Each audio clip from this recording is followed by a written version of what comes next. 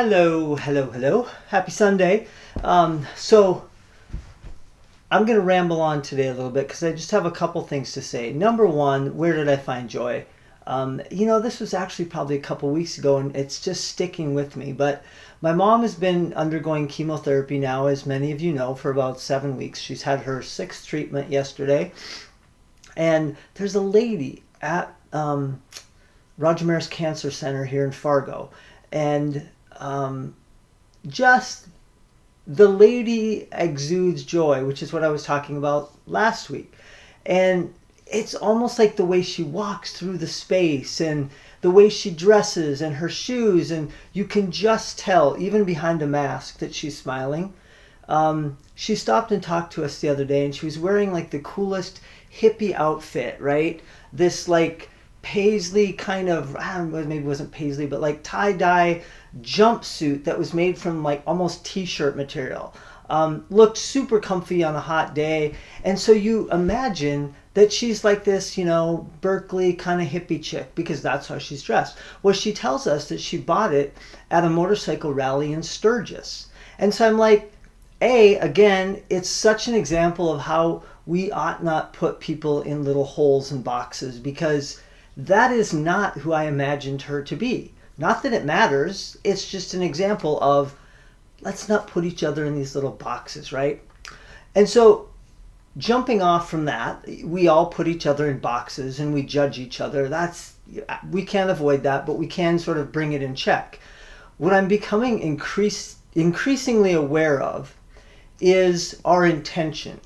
When we go into these conversations with people that have differing viewpoints, often it seems that we have this tendency to go into a conversation where that person believes something other than we do. Our intention is to convince them to come to our side, convince them that they're wrong and we're right. That's a failed perspective. It's a failed position. It's not going to work. What will work, I absolutely believe, and this is hard, it's harder, but it can be done. And so I'm going to challenge you this week to do that. When you find someone with whom you disagree, listen. Listen to them and try to understand why they believe what they believe. Very often you will find reasons for their position in their world. It doesn't mean you have to agree with them, but I believe that allows us to connect. And really, isn't that what life's all about? I can disagree with you, but I love you. I can find joy in the conversation that we have about our differences, and we can connect through that process. That's it. That's all we need, people. So I'm going to say, happy Sunday again.